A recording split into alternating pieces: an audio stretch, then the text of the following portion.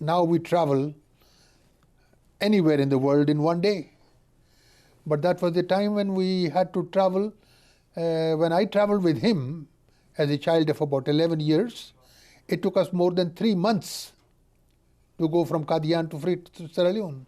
It took us 3 months traveling from ship to Aden, and from Aden to Port Sudan, and from Port Sudan in a lorry, in a truck which had no roof, traveling with your luggage, with your books, all the way across the Sahara Desert, traveling in the night, sleeping somewhere in the day because of the scorching heat. Sometimes it was 10 days, we never saw any human being on the way.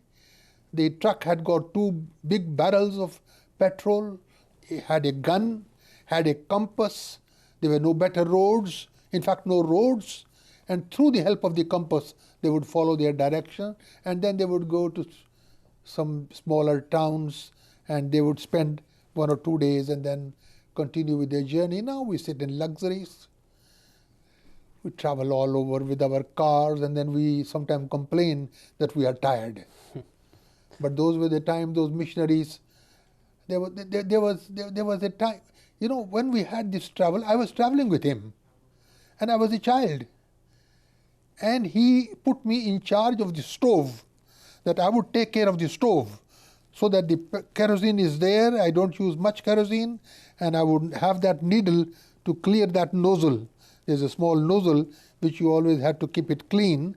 So, this was how, when we reached Nigeria, I became very sick. And the doctor said, this child cannot travel. But the war had just ended, the World War, and there were no ships. And my father luckily had got a ship to travel from Lagos to Freetown. And so when we were about to board the ship, the doctor examined all of us, examined my father, he allowed him, examined my mother, but when he examined me, he said, this child cannot go, because this child may die on the way, and we have got no cold storage. So unless you sign here that if he dies in the ship, you will allow us to throw him overboard. My mother started crying. Let's go with another ship. My father said, I'm busy. I've got work to do. Hazur has sent me to Sierra Leone. There are no ships available. It will take a long time. He held my hand and he asked the doctor, he said, where do I have to sign?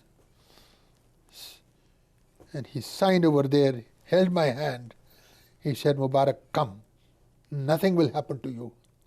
And he said something like this, and I'm quoting. I'm not quoting his words, but something like this.